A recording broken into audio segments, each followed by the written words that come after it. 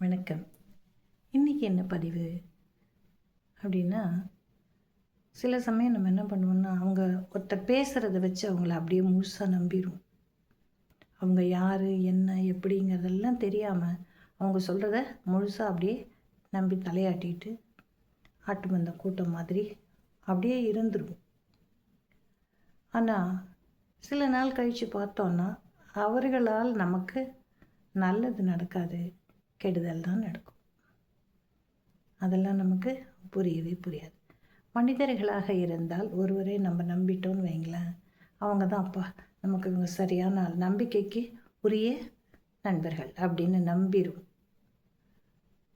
அப்படி இல்லை அவங்க ஏமாற்றிட்டாங்கன்னு வச்சுக்கேன், அது நமக்கு ஒரு பாடமாக அமையும். நம்மளுடைய நம்பிக்கையே, அதாவது மடத்தனமான நம்பிக்கை நமக்கு ஒரு பாடத்தை புகட்டிவிடும்.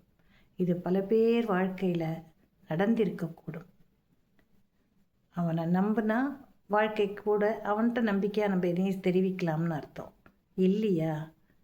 அவன் நமக்கு சரியான ஆளாக இல்லை, நம்பிக்கைக்குரியவராக இல்லை, ஏமாந்துட்டோம் அப்படின்னா அதனால் நமக்கு ஒரு பாடம் வாழ்க்கையில் கிடைத்ததுன்னு நம்ம நினச்சிக்க வேண்டியது தான்.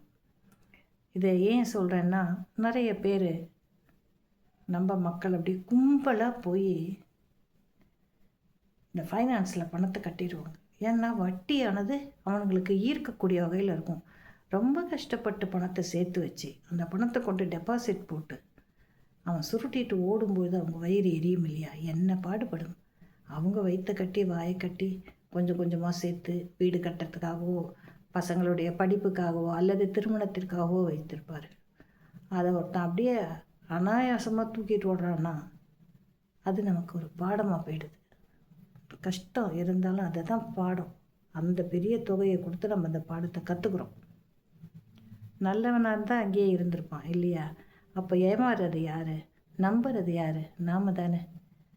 அந்த நம்பிக்கை அப்படிங்கிறத எங்கே வைக்கணும், எப்போ வைக்கணும், யார்கிட்ட வைக்கணுங்கிறத நல்லா தெரிஞ்சு அதுக்கப்புறம் நம்ம வைத்தால் வாழ்க்கையில் நாம் எப்பயும் ஏமாற மாட்டோம். ஏமாறுறவங்க இருக்கிற வரைக்கும் ஏமாற்றுபவர்கள் அவங்க வேலையை செஞ்சுக்கிட்டு தான் இருப்பாங்க. ஏன்னா அது அவர்களுடைய தொழில். சுதாரிப்பாக இருக்க வேண்டியது நம்முடைய கடமை. ஆதலால் ஒருத்தரை நம்புறதுக்கு முன்னால் அவங்கள பற்றிய முழுமையான தெளிவான கருத்துக்களை தெரிந்த பிறகு நம்புங்கள். வாழ்க்கையில் வளமாக இருக்க முடியும். நன்றி. நாளை வேறொரு பதிவில் நான் சந்திக்கிறேன்.